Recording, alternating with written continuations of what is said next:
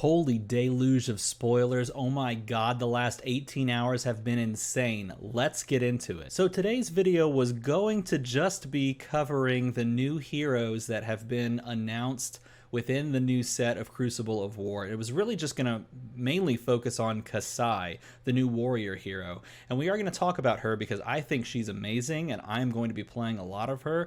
But now we have to talk about like literally everything else, or at least we're going to try to, because if you missed it, Alpha Investments, if you know who Alpha Investments is, Rudy over at Alpha Investments, who's just like one of the biggest Magic the Gathering like content creators out there and salesmen out there, opened a full box of Crucible of War today and posted a video about it, and the box was insane, and he spoiled a bunch of cards that were probably supposed to be spoiled like today and tomorrow and the next day leading up to the set release. And there's a lot to talk about, so I'm going to kind of pick and choose the biggest things that I took away from that, as well as starting off by talking about Kasai. Before we get too far into the weeds, however, I did want to mention a few things. First of all, if you're looking for a place to buy boxes of Crucible of War and you don't have like a local game store around you, I highly recommend checking out www.deckedge.com or the Patreon site DeckEdge, patreon.com/DeckEdge.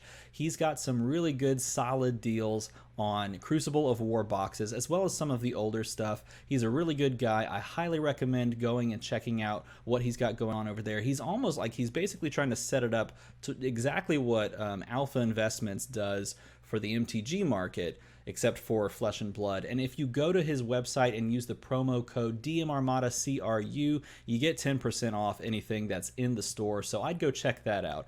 Also, if you are just one of those people that just wants to buy singles instead of buying like full boxes or cases, you don't want to like do a case break, you just want to buy the cards that you want, I've got a place for you to go as well. Go check out TopDeckTCG.com.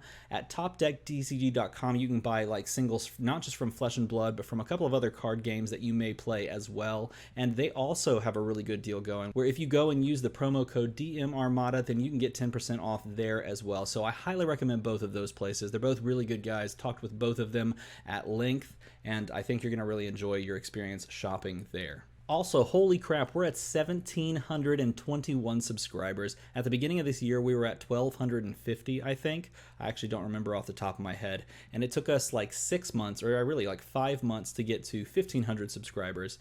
That's gaining 250 subscribers. And well, let's see, that was in May. So June, July, August.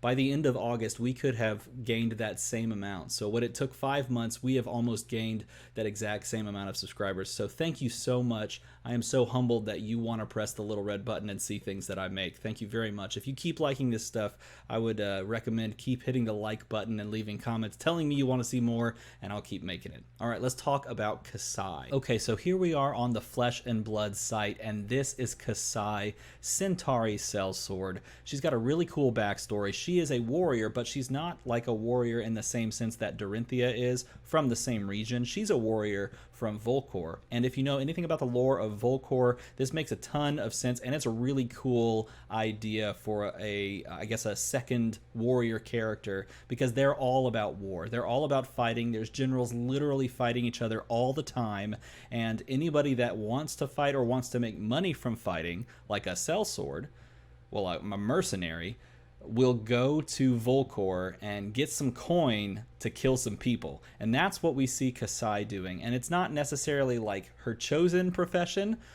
seeing as she descended from nobility, and she like was the daughter of a general and the firstborn daughter who was going to take over. And this is basically all spelled out right here. I'm not like, I don't have any like secondary information. I'm not like hiding any secrets or anything. It's literally all just there. You can read it for yourself. She's got a really interesting backstory, but what really piqued my interest is the idea of Kasai, Centauri Sellsword, playing around with cards like Spoil of War and things that give coppers, or This actually cash in mentions like other cards, right? Yeah, it mentions other like silvers and golds as well. So there's this coin mechanic that's now created. So let's zoom in on these cards a little bit closer and take a look. Okay, so here's Kasai Centauri Sellsword. Kasai is a warrior hero. She's the young version. We're only getting a young version as far as we know, though that may change. I don't know, it might be something different. But she's got 20 health and she's got 4 intellect, so pretty standard for a young version of a character. And her ability has me really excited. It says your second sword attack each turn costs 1 less.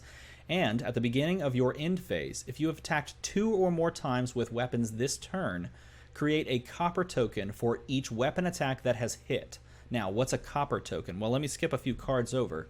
We'll talk about that in a moment, but I kind of want to talk about this copper token, and I have these all set up in a nice little slideshow, just for our enjoyment. Okay, here's a copper token. A copper token is a token item that has the ability action, pay 4 resources, 4 mana, destroy copper, and then draw a card and go again. So this is literally a token that if you pay the price, gives you a card from your deck, which is pretty cool. Now, 4 is really expensive, and that's probably about what it should be for drawing a card in this game, because card draw is super good in Flesh and Blood in general, okay? Now, it's not the only thing that you would actually use that for, and we'll look at that in a second, but first I want to talk about the Centauri Saber, because this was a weapon that was spoiled earlier than Kasai.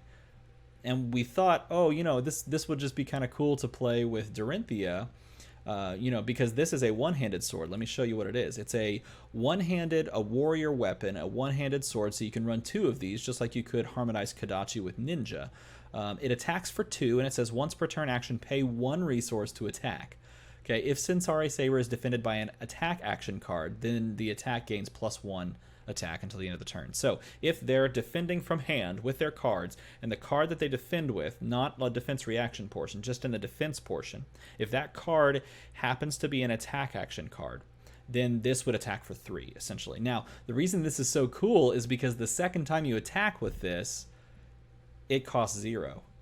Which is pretty cool. Now, the main issue with attacking twice with this is that it doesn't have go again. Okay, so there's no go again on there, and like with Ninja, if you were pitching a 0 cost card to pay the resource cost to attack with it, then you'd get go again on those. These don't have that, so you're going to have to find a way to work around that and give the attacks go again, or give anything that you have go again, or play action cards that give you action points, which we did see printed in Arcane Rising, actually one of my favorite cards. Now, let's talk about a couple of other ways to get coins within Warrior that have now been included in the game. My computer dings loudly in my microphone. Spoils of War, and this is not a cycle, excuse me. So this is a majestic. Spoils of War is a 1 resource cost, pitches for 1, pitches red. Warrior action. It defends for 3 if you'd ever want to use it for that. But really, the ability says your next weapon attack this turn gains +2 attack and go again. So this weapon can attack for 4 if you play Spoils of War before it. Okay, and it gives it go again, which is insanely good because, as we said, we need to give these attacks go again. Whenever a weapon you control hits this turn, you create 2 of those copper tokens, okay? And then this obviously has go again so that you can chain it up. We should also say that that horse is on freaking fire. Why is that horse on fire, and why do I love it? Okay, like, that's awesome. That art is so cool, and this is a majestic, so it's going to be, well, maybe it won't be as hard to get your hands on because majestics are now taking the rarity slot of supers, so more majestics out there. I don't know, but this is really cool. Okay, and this was in the little slideshow, but I'm going to skip it for a moment, and I'm going to go over to Cash In. Cash In is also a new card, and it's not class specific. Okay, this is a generic action. This costs 4, so the same price as one of these coppers, paying 4 to use that effect. You could also do this. So here's another way you can use these coins that you've created throughout the course of the game, perhaps in conjunction with Kasai. You may destroy 4 coppers, 2 silvers, or 1 gold you control, rather than paying cash-in's costs. So instead of paying the 4, if you've somehow amassed 4 coppers, or somehow we can create silvers or golds, then you can destroy those. And this just allows you to draw 2 cards and go again. This is a rare. We can assume that it cycles, and we can assume that it defends for different defending costs and pitches for different pitch costs. But this is a really interesting ability that you can basically turn these coppers in to draw cards. Now, maybe you just want to pay the cost on the copper and draw one card, or maybe you've just accumulated these over time and now you cash them in to draw multiple cards. But drawing cards, especially if it's on your turn, which is obviously what these do, since it's an action, not an instant, you can't do it on your opponent's turn. Drawing cards on your turn is sick. Okay, it's sick. Now, the other card that I haven't talked about, well, several. This one I'm going to talk about real quick. This is Hit and Run. This was spoiled recently, and I forgot who spoiled it. Hopefully I'll remember, and I'll put like a link to their spoiler in the comment below. But this costs 0. It's a common. It's a warrior action. This is Hit and Run. I think I said that. It's a cycle, obviously. Defense for 3, and your next weapon attack this turn gains Go Again. This is like a 9 of in a Kasai deck. Because you need to give those double weapons Go Again, right? If you've attacked with a weapon attack this turn, your next attack this turn gains +3 attack. So if you can somehow, well, really, you just play 2 Hit and Runs. If you play Hit and Run and then attack with your first Centauri Blade, and then you play Hit and Run again, that second time you play Hit and Run, this will give it +3 attack. If it's the yellow, it'll probably give it +2. If it's the blue, it'll give it +1. But the fact that you're giving that thing Go Again is really where you're at. Like, that's what you want to be at, right? For Kasai. I think she's a really cool hero. This is another way, obviously, just to give buffs. I'm not sure why they included this one. I guess just because it's in a new card. They just wanted to show off the new card. And they also mentioned that you can play Biting Blade with it as well. Again, these are older cards that have synergy with this brand new hero. I think this hero is so cool. I will play a Blitz deck with Kasai, and I think it's going to be a lot easier to just build Blitz decks in general.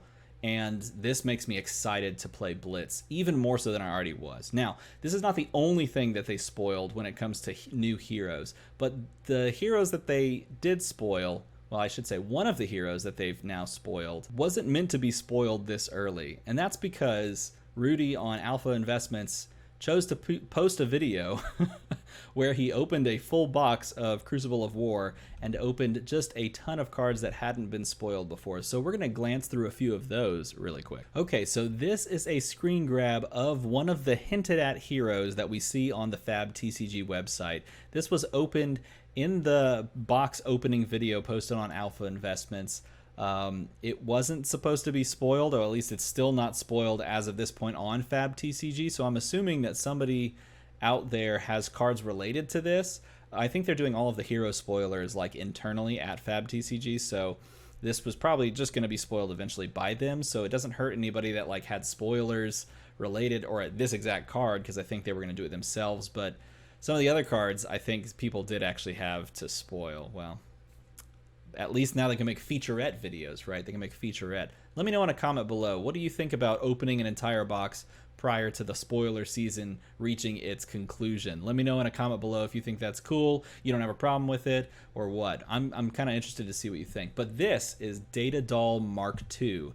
It's a mechanologist hero, obviously young. All of the heroes in this, besides the reprints of the old heroes, so that you can get your hands on those cards, are young heroes. Any new hero is going to be a young hero. So 20 health. This only has 3 intellect instead of 4, so that's interesting. We have another 3 intellect, or we have a 3 intellect hero, I should say. Whenever a mechanologist item with cost 2 or less is put into your banished zone from your deck, put it into the arena. Okay, so think about what that means with regards to mechanologist. If you boost, okay, boost is the keyword where mechanologist can trigger it, flip over the top card, put it in their banished, that sort of thing, right?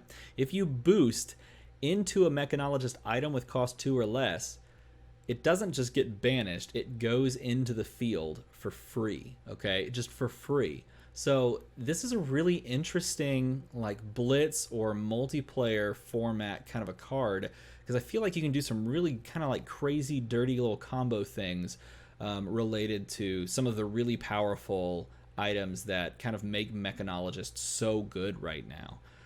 This might be really interesting going forward. Now, we haven't seen any like specific cards related to this, or at least none to my knowledge have come out at the time of recording this. So let me know if something has come around, but this is a really interesting new hero. I'm really excited to see where this one goes. And while we're talking about heroes, this one was literally like 30 minutes ago from the time of me recording this video, spoiled, opened up. Also, it's terrifying. Look at the background. Like, the dude is literally an artist that paints a canvas or a sculpture, creates a sculpture with human flesh.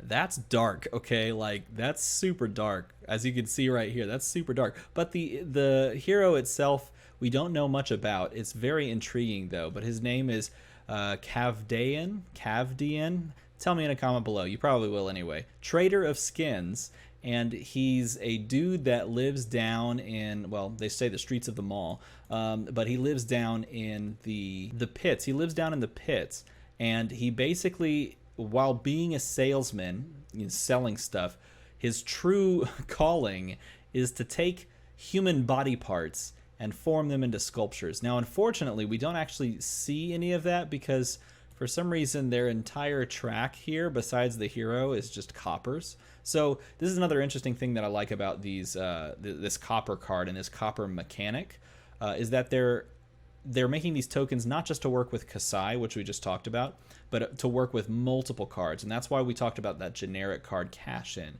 because apparently you can also play that with our good buddy Kavdaen, Trader of Skins. Let's take a closer look at him. Kavdaen, Trader of Skins, is a merchant hero. Okay, so that's a class we literally have no class cards for. A very interesting thing to note. Okay, but maybe they share class cards with Ranger, because it does have a Ranger-esque border, or the exact same. It's a Ranger border? No, it's a little different. It's a little different border. Very cool-looking border. 20 health, 4 intellect, so standard in that respect. The ability is interesting. Once per turn action, pay 3 resources, or 3 mana. If a hero has more health than any other hero, that hero will lose 1 and create a copper token for themselves, okay? Then if a hero has less health than any other hero, they're going to gain 1. And then this has go again. Now, why would that ever be good? In a 1v1 kind of a game, maybe it hits you for the first effect, and therefore by losing a health you gain a copper, and then you can use that copper to do other things that we may see are spoiled for his class, right?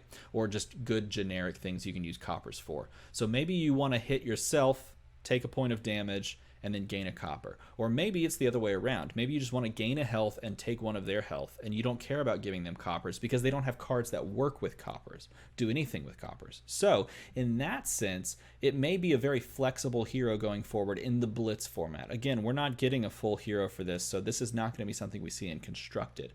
Where I think it really shines, and is probably going to be the most interesting, is in Ultimate Pit Fight, in the multiplayer format.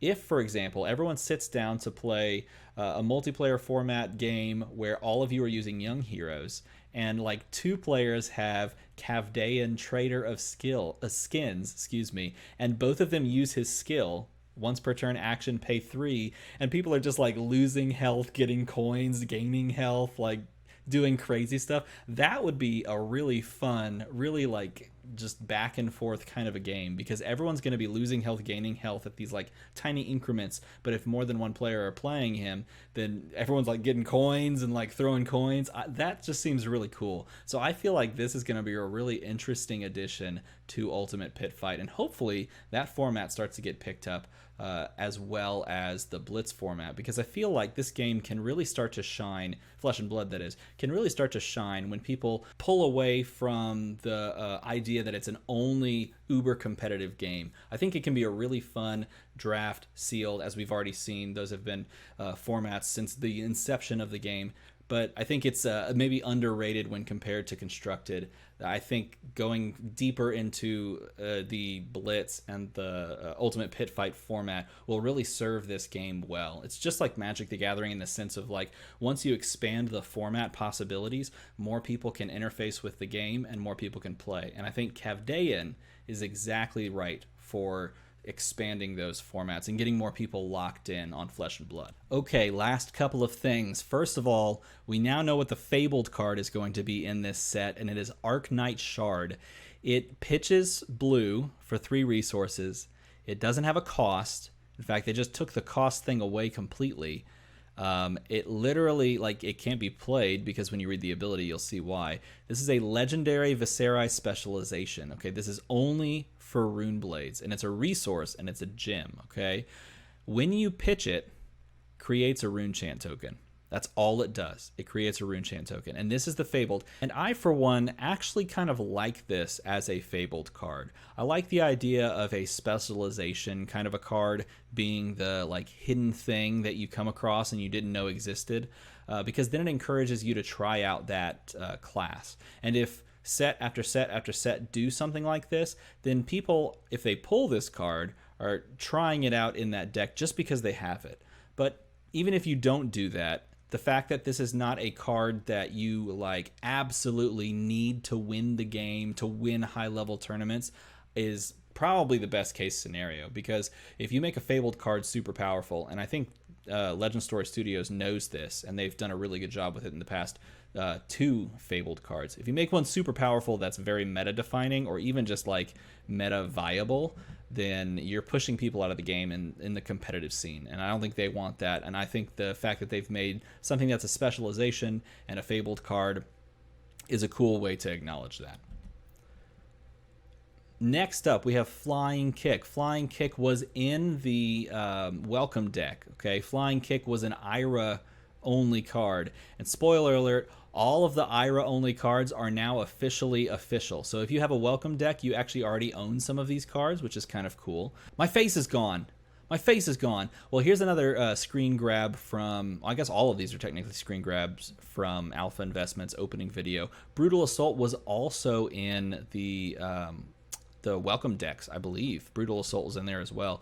It's a generic attack action. If you don't know this card, it costs 2. It does, I believe, have a full cycle. But the best thing about this is that it attacks for 6, so it works really well in like Brute decks, Reinhardt decks, because they want to attack with 6 attack things or discard 6 attack things. So this is also now legal, which is cool. Feign Death is a new Ranger instant. Okay, it's an instant in Ranger, which is the first time we've ever seen that. And this one's interesting in the fact that you, once you take damage, you can play this right after that. And anytime you would be dealt damage, really you could wait till right before you're going to take the damage too, I believe. Anytime you would take damage that following time, you just prevent it, which is really cool. It's not great if you're playing against Guardian, and we may be playing against a lot of Guardians with some of the spoilers that have come out for Guardian, but anything that wants to go wide, you can pick your moment, and you can slam this down, and you can just feign death, pretend that you're dead already, and then they can't hit you with that really powerful attack, right? I put this one in there, and I'm not going to show every single new card that Rudy opened, but I put this one in there because this card, to me, just seems sick. Costs 0. Obviously, it's an arrow, and it's for Ranger, and I have an affinity for Ranger. But it says, it attacks for 4, I should say, and it says if it hits and you have no cards in your arsenal, you just get to reload. And it's face down, which is great. This is a solid card to set up at the beginning of your turn, or I guess at the end of your previous turn, and then use at the beginning of your turn, or at some point in your turn, so that you can reload and then keep going. Cool card. I like it a lot. Look, I picked this one just because the art is stupid good. That art is so cool. All right, Foreboding Bolt, and that art is amazing. Also, Opting and Wizard is solid. Another new arrow is Sleep Dart, a 1-cost, 5-attack Ranger arrow attack. This one pitches for red, so you know it's the most powerful of the attacks, but the blue would attack for 3, I would imagine.